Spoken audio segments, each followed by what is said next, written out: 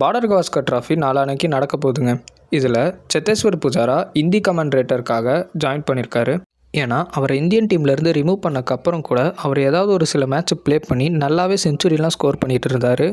ஆனாலும் அவரை இந்தியன் டீமில் ப்ளே பண்ண விடல. அதனால் அவர் கமெண்ட்ரேட்டர் பண்ண ஸ்டார்ட் பண்ணிட்டாரு.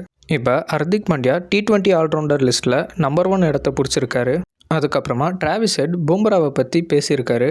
என்னன்னா பும்ராக்கும் டிராவிஸ் ஹெட்டுக்கும் காம்படிஷன் ஒன்று வரும்போது அதில் பும்ரா தான் எப்போவுமே ஃபஸ்ட் இடத்த பிடிப்பார் அப்படின்னு அவரே சொல்லியிருக்காரு.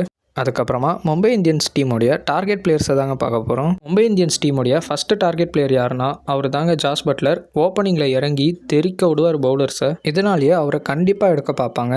அதுக்கப்புறமா குருணால் பாண்டியாவை தான் எடுக்க பார்ப்பாங்க. இந்த ஹர்திக் பாண்டியா குருணால் பாண்டியா அப்படின்ற ஒரு பிரதர் காம்பினேஷனுக்காகவே ட்ரை பண்ணுவாங்க. அதுக்கப்புறமா யுஸ்வேந்திர சஹல் ராகுல் சஹரை ரிலீஸ் பண்ணி பஞ்சாபுக்கு போனதால் இப்போ யுஸ்வேந்திர சஹலை எடுக்க ட்ரை பண்ணுவாங்க. அதுக்கப்புறமா லாஸ்ட்டாக ட்ரெண்ட் போல்ட், இவரை சொல்லவே தேவையில்லை, 100% ஷுவராக ட்ரை பண்ணுவாங்க.